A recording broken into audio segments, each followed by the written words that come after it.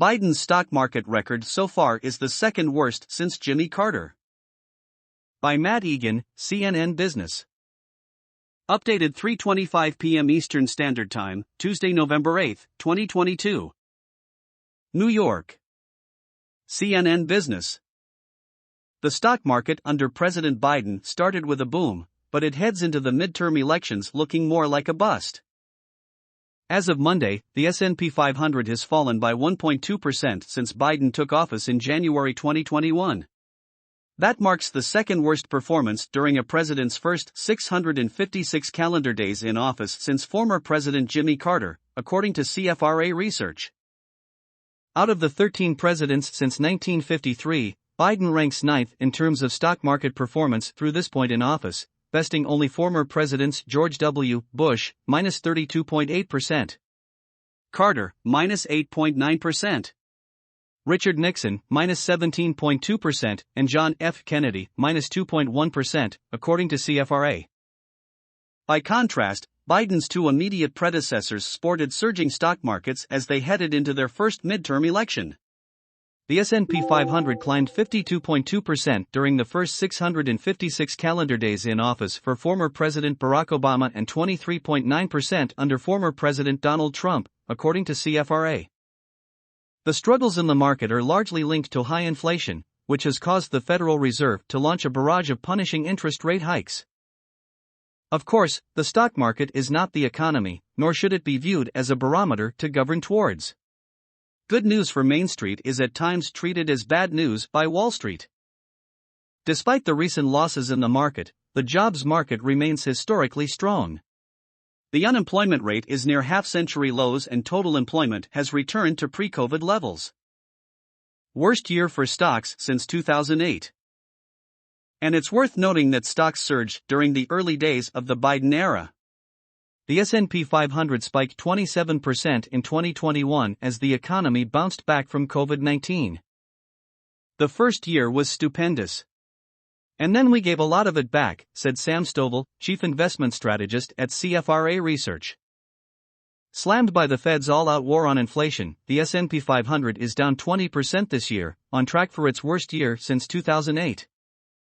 The underperformance of the stock market under Biden matters because many Americans have exposure to stocks, either directly or indirectly, in their 401k and pension plans. This year's sell-off has wiped out trillions of dollars from nest eggs, 401k plans, and college savings plans. The market turmoil is also denting consumer confidence. A CNN poll found that 75% of likely voters feel the economy is in recession. Some of the reasons for the 2022 market sell-off were largely out of Biden's control, including Russia's invasion of Ukraine, COVID-related supply chain headaches, and the belated Fed response to inflation. Other factors, like whether Biden overstimulated an already strong economy with his American Rescue Plan, will be debated by economists for many years to come. A paper from the San Francisco Fed argues fiscal support may have helped boost inflation. Is the worst over for stocks? It's possible the stock market bounces back from the recent losses, especially if the United States avoids a recession or inflation cools enough to let the Fed stop slamming the brakes on the economy. Goldman Sachs told clients on Monday it's very plausible the Fed tames inflation without triggering a recession. On the other hand, retirement accounts could shrink even further if a recession does materialize. We don't think it's over, said Stovall. There is a good possibility the bottom is not in. Presidents often get too much credit when things go right and too much blame when things go wrong. But the lackluster market performance under Biden does reflect the broader economic challenges weighing on the minds of voters this midterm election. Le who, the her.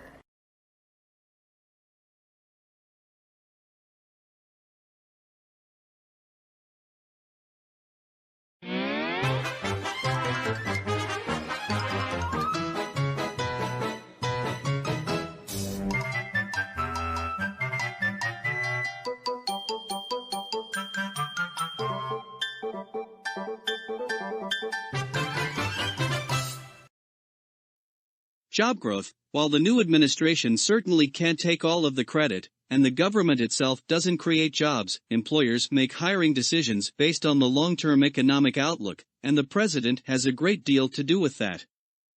The Bureau of Labor Statistics reported nearly 1.3 million new jobs were created during Trump's first 200 days. Meanwhile, Obama, in his first 6 months, saw the loss of more than 4.1 million jobs in his first 200 days.